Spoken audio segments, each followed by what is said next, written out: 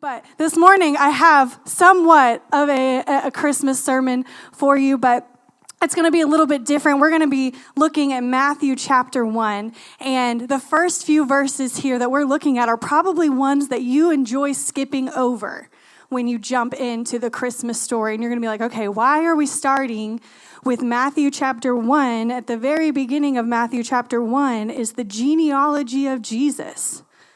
Okay, so this is the part that we're like, okay, so-and-so begot so-and-so, begot so-and-so, like just flip the page and let's get into the good stuff, right? Because to us, the genealogy of Jesus doesn't carry as much weight as it did in the time that this was written. And sometimes we don't have a full understanding of why is it so important that we know who begot so-and-so to get us all the way to Jesus. But in Matthew chapter 1, I'm going to just kind of highlight to you a little bit of what I think is very interesting about this this telling of Jesus's genealogy. This is, in Matthew, it goes through the genealogy through Joseph's line. So there's a genealogy given in Luke that is the genealogy of Mary. But here in Matthew, we're looking at the genealogy of Joseph. And I just think it's really interesting from Matthew's perspective. There's about 5 lines in this genealogy that when I've read it, I was like, because when I compare it to the genealogy given in Luke, I'm not seeing the same thing. And here's what I'm seeing. So we have the book of genealogy of Jesus Christ, the son of David, the son of Abraham. Abraham was the father of Isaac, and Isaac the father of Jacob, and Jacob the father of Judah and his brothers, and Judah the father of Perez and Zerah by Tamar. And Perez, the father of Hezron, and Hezron, the father of Ram, and Ram, the father of Amminadab, and Amminadab, the father of Nashon. And then we just keep going. And then here in verse 5, it says, and Salmon, the father of Boaz by Rahab. And Boaz, the father of Obed by Ruth. And Obed, the father of Jesse, and Jesse, the father of David the king. And David was the father of Solomon by the wife of Uriah, who we know as Bathsheba. And then if you skip on down the very last line of that genealogy, it says, and Jacob, the father of Joseph, this is verse 16, the father of Joseph, the husband of Mary, of whom Jesus was born, who is called Christ. And when I was looking through that, I was like, wow, there are women mentioned in this telling of the genealogy of Jesus. And how many of you guys know that the bulk of those 17 verses is this man who had this son, and then that son who had this son, and it goes through the telling. And in Luke, that's how it's told. It's just told of the fathers and the sons. And that is how the line was carried, how the name was carried, and that's what they're looking at most of the time when they're looking at this genealogy. But as I'm looking through, I see that this one contains the names of 5 women: Tamar, Rahab, Ruth, Bathsheba, and Mary. And I was looking through this, and I began to question, God, what was your intentionality behind including these 5 women? Because we know that there was a lot of other really solid women of the faith in that line. They could have included Sarah, could have included Leah, could have included many other women who were righteous, who had faith, who sought the Lord for children, who whatever, wondering why is it that Lord, you're choosing to mention these 5 women. And there are many other notable women who were left out. So what is it about these women? Now, I just want to say that there was one time that I was kind of cornered in my office by somebody that let me know that he didn't appreciate women preachers. And then after the fact, he was trying to make it better by letting me know that it's not that women preachers are bad, it's just that women preachers only talk to women. And that male preachers talk to everybody. And so with that being said, if that's your thought process this morning, I don't know, this is probably the first sermon in my 14 years of preaching that I've ever preached only about women. So if this is your first time listening to a female preacher, please don't think that we all only talk about women or to women. But these are some notable and remarkable women that I'm excited to share with you this morning. And so I want to talk to you about women of a legacy, ladies of a legacy this morning, and what part their story had to play ultimately in the birth of Christ, because this is leading up to the birth of Christ in this telling of Matthew. So I knew that this wasn't by accident, that God just happened to throw these women in. So it got me interested in looking at their stories, at what part they had to play in the life of Jesus. And so we begin with Tamar. And this story is found in Genesis 38. We're not going to have time to read it. My buddy Chico will let you know that if you take home what I have given you and tell you to read what I say, go home and read, that you're going to be excited. And one of the last times I preached, actually probably a couple, I don't know, maybe 6 months ago or so, I told everybody to go home and read Samuel, and he's been reading Samuel, and he's been coming and giving me little nuggets about Samuel that he's been reading since I told him to go home and read it. And so now I'm giving him some new material. Right? He is ready to go take this home and read it. But in Genesis chapter 38, it's right in the middle of the story of Joseph that we see the story of Tamar. And it actually almost feels like it doesn't fit in the story because you're right here hearing this whole thing about Joseph. And then here we are, the story of Tamar is just put right there in the middle. But God is intentional, am I right? And he has a reason and a need for this story to be included. So in this story, it's actually a really strange story. If you know the story, you know that if you like soap operas, then maybe the story of Tamar is one for you to read because it's a roller coaster, let me tell you. But if you know, the Bible is not boring. So if anybody tells you the Bible is boring, then they need to go read some Old Testament stories for sure because there is something more interesting than any movie you're going to find on Lifetime. There's some interesting stuff in the Old Testament specifically, but this story of Tamar, it is interesting. So I'm going to give you the Cliff Notes version. So here's what happens. The oldest son of Judah marries Tamar. Okay. Now, Judah had actually married a Canaanite wife, which is not what he was supposed to have done. But he marries a Canaanite wife. He has sons. And how many of you guys know that the Messiah is supposed to come through the line of Judah? We know that. We know that now. But like in the time, Judah has sons, and so this is where you would expect the son of one of his sons to come to continue that bloodline, right? So Tamar marries the oldest son, but that oldest son was wicked, and it ended up that he died. God kind of took him out because he was a little bit evil, and so he ended up dying. And so in their time, the custom is that if a woman is married to the oldest son, and that son dies without giving her any children, then she is to marry the next son in line, and basically that child that they would make together is really considered the son of the first husband. Does that make sense? So she is meant to take her husband's brother and marry him and have children with him. And so she marries him. Judah gives her this next son, but he chooses not to give her a child. And due to children in the room, I'm not going to mention how she does that. That's part of the interesting soap opera that you can go read for yourself. But he makes a way that there is no way that she is going to have children. He doesn't mind using her in her body, but then he's not going to give her the son that she is longing for. And so he actually ends up doing that, and therefore it does not please God, and he also dies. So here is where Tamar is left. Now she's now left that Judah has one son remaining, okay? And in her mind, she's like, okay, now I'm going to move along to this next son, and she's going to have a child through him. Well, Judah says, hey, he's not ready yet. Let's wait a little while. When he's ready to be married, then I'll bring him to you. And so Judah goes about his way and kind of leaves Tamar in a very desperate situation simply because of her time. Being a widow and not having any children kind of leaves her without a lot of resources and support. And so he kind of does her dirty whenever he just kind of leaves her and goes about his way. And in Judah's mind, he's thinking that, okay, something about Tamar is off here because she's married two of my sons and they both have died.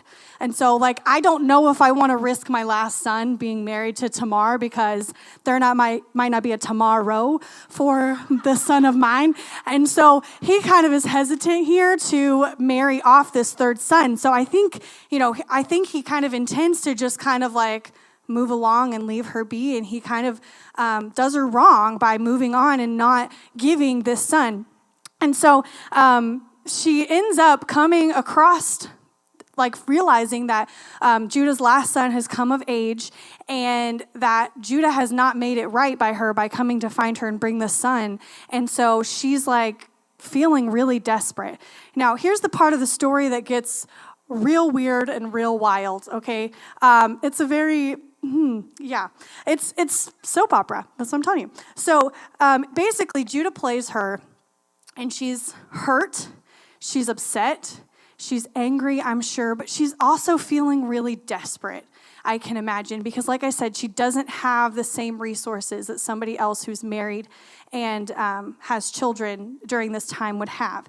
And so she kind of gets what she wants in a very unconventional way.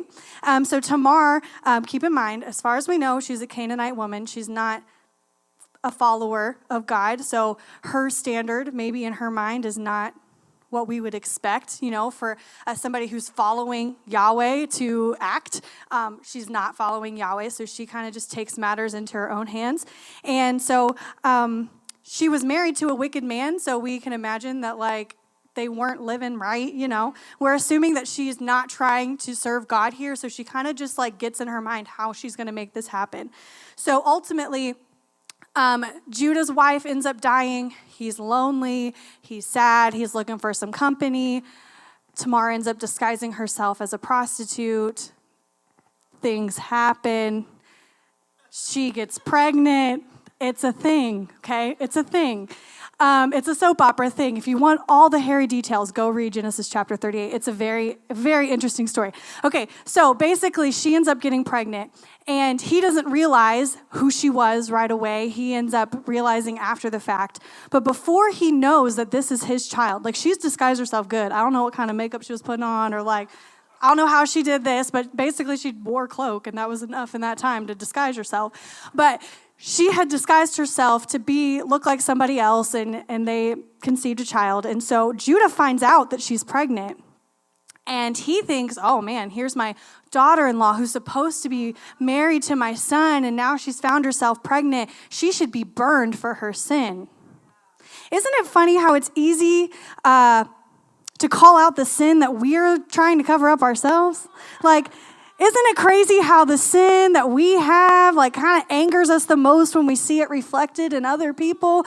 Because here's the product of his own sin, a follower of God who should know the right way, and yet now this sin that he's seeing in this woman makes him so angry, he thinks that she should be burned.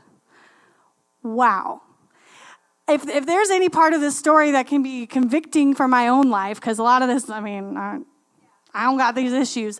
But I can tell you that there's some times that I found myself feeling a little bit stirred up and fiery and angry, recognizing the sin that I'm dealing with in somebody else's life. And why does it make me so judgmental and so angry when I see it over here, but when I see it right here, I can make excuse for it and I can make it seem like it's okay? Is anybody else with me? And so in this story of Tamar, Judah is all of a sudden having to come to terms with the fact that, wait, this is the consequence of my sin as well. This is, we did this together. It takes two to tango, right? So now these children are coming through Tamar. And so for me, like, out of all the rest of the stories that we're going to touch on, like, to me, this is the one that I was the most like, how in the world does this fit into Jesus? Like, what is God doing through this story? It doesn't make any sense. But why does this story belong in the lineage of Jesus? Here's three ideas that I had about this. One, the lineage had to go through Judah. And so with his sons dwindling away, God provided, even through sin, a bloodline. Even in her wicked decision, even in his bad choices, a bloodline was still given, and that's where Jesus came through that bloodline. We learn a lesson about desperation. Desperation pushes us to do things that are questionable, right? When we get to the point of desperation, we'll make decisions, we'll do things, we'll put ourselves in sticky situations trying to get what we want with our own hands, sometimes rather than giving it to God and letting him be the one that does the work. And so when I look at the story of Tamar, I see a story of desperation, of a woman who did what she felt like she had to do. And can I just say, and there's even other stories that are represented here, that there's so many times throughout the Bible that women are put in a position that their bodies become their means to get what they feel like they want or what they need. And let me tell you, daughters of God, God has so much more for you than for you to lay down your body in desperation, trying to get what you can't keep. And let me tell you, daughters of God, that it might have come figured out in this story. It was messy. It was a disaster, but God was able to redeem that bloodline. And let me tell you the mistakes that you've made when you've been trying out of desperation to use your body to get where you think that you can't go in your own self. Let me tell you that God can redeem those stories, those mistakes, those decisions, that there is no shame and guilt and condemnation when we bring those things before Christ. But let me tell you, today is an opportunity to choose to stop using your body to get what God has for you and let Him give it to you. Because your body, it was paid for with a price, a high price. And I wish that Tamar had known how worthy she was. I wish that she had known that God had a bigger plan for her than just what her body could do. I wish that she knew that. But when I look at that story, I see that story of desperation. And also I see that she had been wronged by these people and that she was looking for her own sense of justice. She had been wrong. She had been put in a bad situation. But you know what? She went looking for it outside of what God had intended. How many times do we want justice for the wrongs of our life and we go outside of God's plan to try to get the justice that we think that we deserve? Get the justice that we think our family deserves. And we end up hurting other people and making a bigger mess of our situation, looking for justice, looking to right wrongs, looking to make things better, but ultimately it ends up in a bigger, stickier mess. And so those are the lessons that I learned from the story of Tamar, and I realized that this is an interesting one for God to have seen as intentional to include in the lineage of Jesus. And so the next one we have is the story of Rahab. Spies are sent out to Jericho. They're scoping out the land.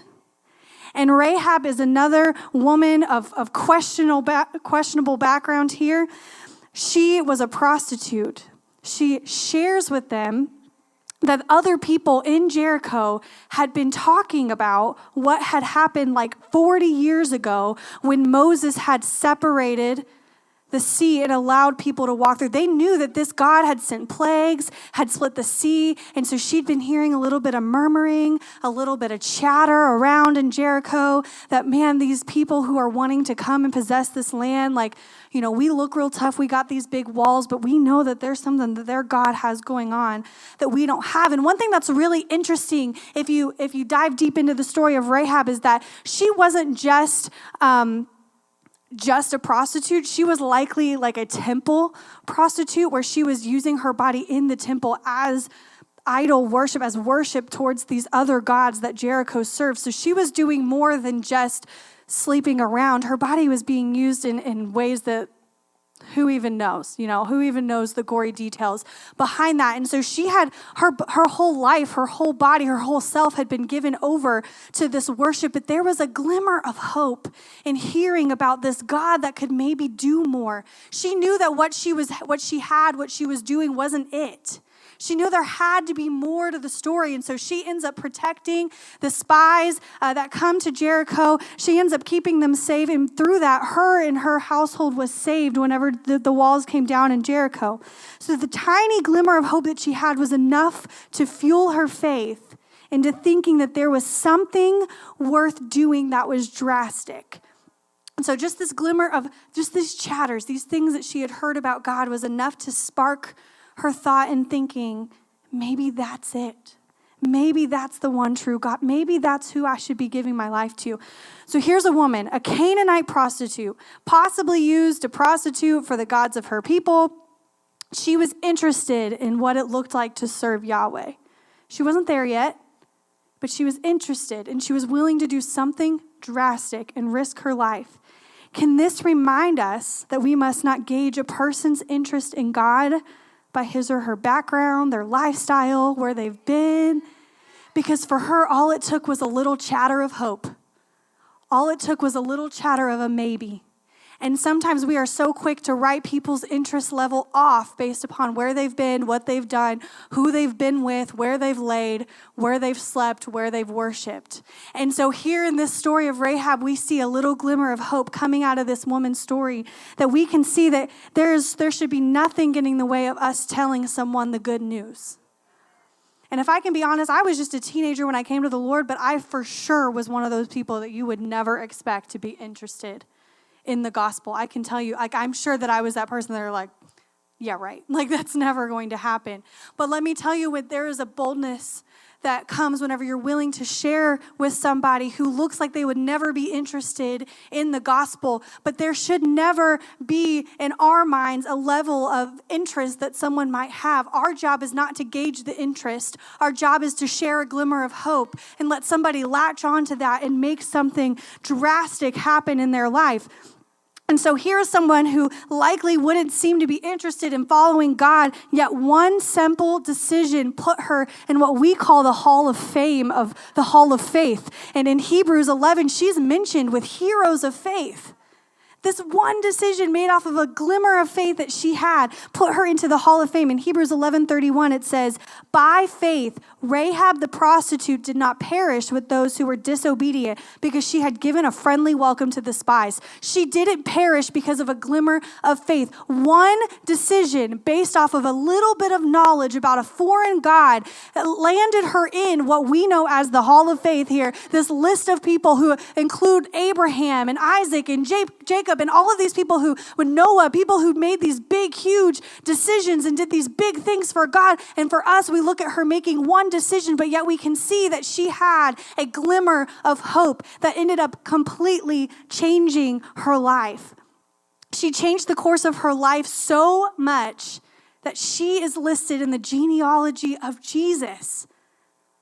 A prostitute used for idol worship is in the genealogy of Jesus.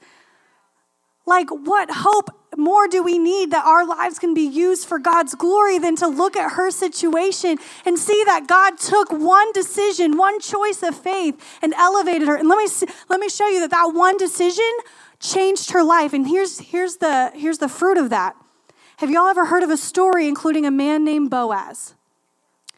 He was a dreamboat of his time. And let me tell you, there are many single Christian ladies who use Boaz as their guideline for what they want. They're like, I'm just waiting on Boaz. My Boaz will come, right? So we know Boaz to be a kind and hardworking and generous man, somebody who is loving and compassionate. We look through the story of Ruth and we see that. Do you know who his mama was? Rahab. If you've never made that connection, that Rahab was the mother of Boaz, can we just say that there is a lot of evidence of how radically her life turned around by the fruit that came out of that life change? Because you can't tell me that this prostitute who was going after temple worship and doing all of these things with her body didn't have her life change in order to produce a son like Boaz, who was loving and compassionate and following after God. That enough for me as a mama is knowing that her life was flipped upside down in a way that she raised her child differently than the way that she was taught. Isn't that awesome? Isn't that awesome? That her life was so changed by that decision, by opening herself up to what God could possibly do, that now she has created this child. She has nourished and grown and trained and dedicated this child to the God that she committed herself to. That's enough to me to know that her life was flipped upside down, right? Her well-raised son is a testament to knowing that her life was changed when she invited Yahweh into the story, right? So this leads me to the next story in the lineage of Jesus, which is Ruth. How cool is that? So we go right from Rahab to Boaz, who was with Ruth. And so in this story is truthfully just a story of brokenness. That every woman mentioned in this story had faced a deep amount of brokenness. There was loss, there was grief, there was heartache. Ruth's story wasn't one of scandal, but it was one of brokenness. There was hurt, there was pain. And whenever I look through this story, I recognize that her her sister-in-law, her mother-in-law are all widows at the same time, just trying to figure out what to make of their lives now. What do we do next? And so there's a lot of brokenness, a lot of grief, a lot of sorrow. So she chooses, out of the two daughter-in-laws, she chooses to go with her mother-in-law, and she chooses to follow after her. Now that makes me think that Naomi had to be a pretty awesome mother-in-law. I have a pretty awesome mother-in-law. I'm assuming she's watching. I love you. But I have a pretty awesome mother-in-law. I would follow her. I'd go with her. I'd be like, where you go, I go. Where you stay, I stay. I know there's going to be some good cooking there and probably lots of fun. So we're going to have a great time.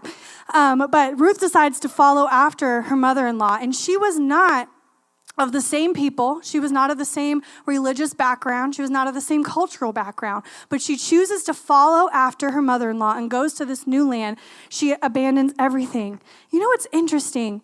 Sometimes when we're in a tough season and we're met with grief and we're met with sorrow, sometimes a change of scenery does a whole lot for our mental well-being.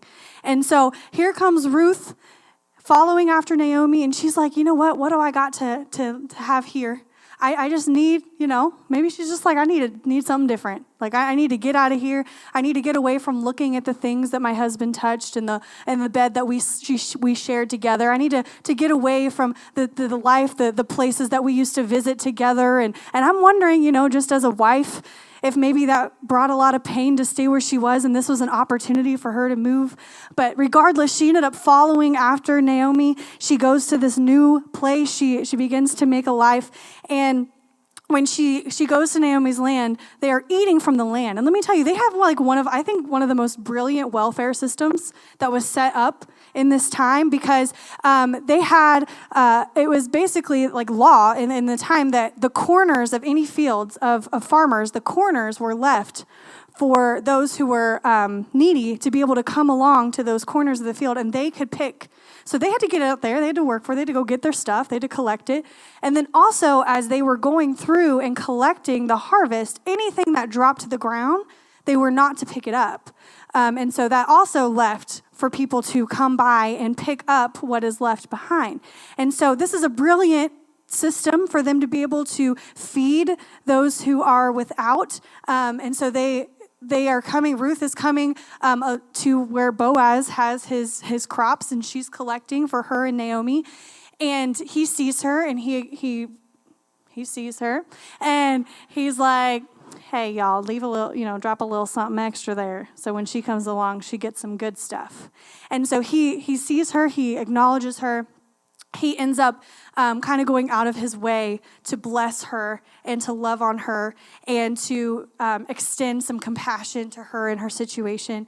And so whenever that happens, when Boaz takes kindly to her, he ends up pursuing marriage with her. And it's a really interesting story, and ultimately ends up being that somebody else has to choose to not take their rights or whatever to marry her, and then somebody else can come along and marry her. So she ends up being able to marry Boaz. It's a long story. We can't do all of it. But he becomes her kinsman redeemer, and it is a foreshadowing of our Redeemer. And it's a really beautiful picture of what God is trying to do through her story for us, okay? So then it goes on to Obed. Obed is Jesse, and then there's the father of David, and then we have the story of Bathsheba, which I'm pretty sure most all of us know.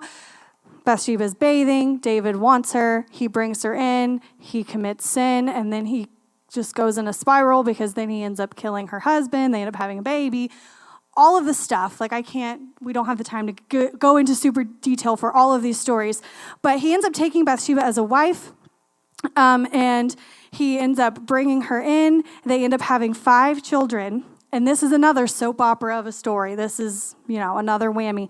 But David's story is one of adultery, murder, incest, disloyalty, revenge. It's a wild ride. So go read it. But ultimately, Bathsheba finds her way into this lineage story through this craziness. But she ends up finding her way into the lineage by an act of boldness on her part, where she convinces David to place her son, Solomon, as king after himself rather than Adonijah, who is next in line. And she expressed courage and strength in a way that she advocated for her son.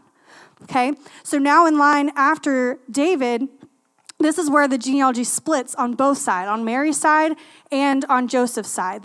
Jesus is in the line of David on both sides, and both sides come through Bathsheba. The other son in which Jesus comes through still is one of Bathsheba's sons. So Bathsheba is in his lineage, like she is there, and she is there on both sides. And so even through all of the brokenness of this story, the sin, the roller coaster, the mess of this story, the questionable decisions and backgrounds, there was Bathsheba. And none of these women started as Jews. None of these women started to be someone who could be in the lineage of Jesus. And yet here we find ourselves to there. And this leads us to the last woman mentioned in this genealogy, and that's Mary. Nearly all of these other women come from brokenness, grief, sin, questionable backgrounds. None of them were Jews, but then there's Mary. Mary found favor in the sight of God. Mary, honestly, was probably too young to have found herself in much trouble, so she had that going for her. She was a young woman, but she had found favor in the sight of God. Now, even though she was not one to have a bunch of sin and baggage, she still found her way into some drama when she became pregnant with the Son of God. That got people chattering a little bit. She still was the middle of some drama. But here's the thing that I love about Mary being included as one of these 5 women. Obviously, she had the biggest part to play in Jesus being born. But here's what I also love about her story, is that Mary's inclusion reminds me that it doesn't matter how good you are either. You still need Jesus. And Mary herself was carrying the redemption that she needed. No matter how good and holy and righteous she was, that God saw her and saw favor on her and allowed her to carry his son, she still needed a Savior. So even if you're that one who's connecting to these crazy wild ride of stories that we've seen in these other women's lives, if you're looking at the story of Mary, you can be reminded that, hey, it doesn't even matter if I'm a good person. If I do the right thing, I still have a desperate need for Jesus. It doesn't matter if you've never done anything wrong. You are still born to sin, and you still need the redemptive work of Christ. And so her story reminds me that no matter how good I think I am in my own self, there is always a desperate need for Jesus. And so we ran through all these women's stories, okay? We don't want to spend forever, but let's wrap this up. What do these 5 women in their lives and their stories do for us? Why are they in the lineage of Jesus? Here's a thought. First of all, I love the intentionality of God including women. Why? Because I'm a woman. And here's what I love about it. I love that he reminds us that the kingdom of God and our stories are worthwhile, whether we are male or female, that we are welcome to be a part of what he's doing regardless of our gender. And there's some people out there who think that the church should only be ran and operated by men. But let me tell you what, if I got in a plane tomorrow and they told me they were only going to use the right wing and not the left wing, I'd be getting out of that plane. So let me tell you, it's really similar in the kingdom of God. I ain't getting on no plane with only one wing. And in the same way, I love the way that women minister to me, and I love the way that men minister to me, and I love that God uses men's stories and women's stories. I love the way that he partners them together in marriages and relationships. I love the way that I pastor is not the way that Pastor Sheldon or Pastor Roy or Pastor Josh pastor. I love the way that Pastor Sarah and I are able to minister to women and to relationships in a different way. I love that whenever you hear us preach, you hear a little bit of something different. I love that we all have something to bring to God's kingdom, and reminding us that women were a huge part of Jesus getting here is a good reminder to me that we are still a huge part of Jesus getting to the world, and that women have a role to play, and that women are invited to be a part of his kingdom. And this is not a sermon on women in ministry, but here it is. They're going to be like, she told us that it wasn't all just about women, but then here we are. And sorry, that just got me riled up, because I don't know how many times I get on stinking social media and people talk about how I must be a Jezebel because I am a female pastor, and that drives me up the wall, because you can say whatever you want about me, but if you want to say that I don't love Jesus, we got something to talk about. Because we can disagree doctrinally. We can disagree. If you don't support me being in ministry, that's fine. That's okay. You go to your church. But if you want to talk about my love for Jesus, then we got something to go round about. Because for you to say that I would be deliberately walking into sin by being a woman in ministry is something completely different. Okay, I'm sorry. That was a tangent. Let's move along. And also that the good news is for everyone, that most of these women were not of Jewish descent. It is foretelling to us that included, grafted into God's family, into God's story, are people of all different types of backgrounds, and that they are notable and worthwhile enough to be a part of God's lineage for his son. Galatians 3:28 says, there is neither Jew nor Greek, there is neither slave nor free, there is no male and female, for you are all one in Christ Jesus. So here's what I love about these stories, is that God is capable of bringing hope in any situation. In any situation. And here's where we come back to last week, that God's message, I think, for us in this Christmas season is to restore hope. That through the Christmas season, we are reminded of Emmanuel, who is God with us, and that he is the hope that we are longing for. That God is able to bring hope out of any desolate, difficult, messy, dirty, sinful situation. That Jesus can speak hope into that thing and revive it. That he can bring life out of darkness, out of sin, out of baggage, out of messy situations. That here comes God, and we can acknowledge that the fullness of our pain and our grief is come to pass through the ultimate redemptiveness of God. That when we look back at our stories, when we look back at our pain, at the decisions that we made yesterday, we can see that God is willing to take your grief and your sorrow and your sin and all of your mess, and he's able to work it into his story of redemptive grace. That he's not looking at you and disqualifying you from being a part of his legacy. What he's saying is, let me take that story that you have. Let me take that brokenness that you have, and let me weave it together with a touch of hope and a smearing of grace, and let me weave your story into mine. All of these stories are interweaved in the redemptiveness of Emmanuel. They're interweaved in the redemptiveness of Emmanuel. They're real, they're messy, they're full of human brokenness. But let me tell you, the reason that Jesus came was for human brokenness. Why do we feel like our own human mess, our own human brokenness disqualifies us from being weaved in and grafted in to God's story and to God's purpose, when the entire reason that Jesus himself came and laid in a manger and then died on a cross and then was buried and resurrected, the entire reason was for human brokenness. And so what he says is, I'm grafting that in to my story, into the life of my son. I am showing you that your story is the purpose for Emmanuel. That we take those stories and we use them to tell ourselves that we're not worthy of a king. We're not worthy of Jesus. We're not worthy to enter in to Emmanuel's presence. But let me tell you that whenever they called his name Emmanuel, it was the very first shift that took place. That now he is no longer God over there. He is now God with us. And that shift didn't end when Jesus left this earth physically, because then the Holy Spirit came. And guess what? Emmanuel is still present. Emmanuel is still here. Emmanuel is still available. And what happened at the moment that they called his name Emmanuel is that your brokenness was grafted in to a legacy.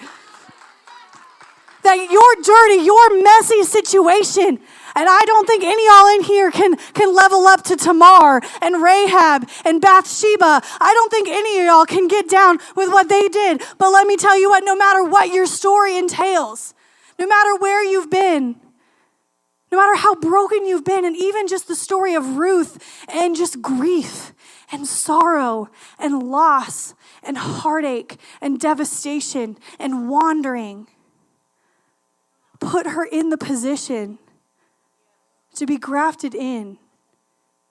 If she hadn't experienced that brokenness and that pain and that loss, she wouldn't be in his story. If her husband was still living, she would have never had a need for Boaz. But God used the brokenness of her life and of her story to graft her in to his legacy. Amen. He weaves us into a tapestry of love and of redemption with all of our pain and all of our stories. It's hope that through Christ, he will reveal himself to us as the one who brings it all together. the one who brings it all together. And even no matter how good you are, your story fills in. The message of hope that our stories, no matter how messy, have the ability to become part of a legacy. They can be a shift in our family line. How many of those women, all of those women, had a shift in their family line because God used their story? Is anybody else looking for a shift in their family line this morning? Is anybody else looking to say it might not have been of my family yesterday or for any generation before me, but today I'm drawing a line in the sand and I'm saying that the legacy begins here, that my family line will be a line of righteousness, that my family line will be a line of people who are seeking after the kingdom of God, that's starting with me, even if you're first generation. I don't care who came before you, where they've been and what they've done, but today is the day that you declare over you and over your family line that it doesn't end here, that today is the day that it starts. That my family line is starting right here. I found this quote about these women. We're wrapping up. These women were weary of being taken advantage of being unnoticed and uncherished and unappreciated. Women who didn't fit in, who didn't know how to keep going, what to believe, where to go. Women who had thought about giving up.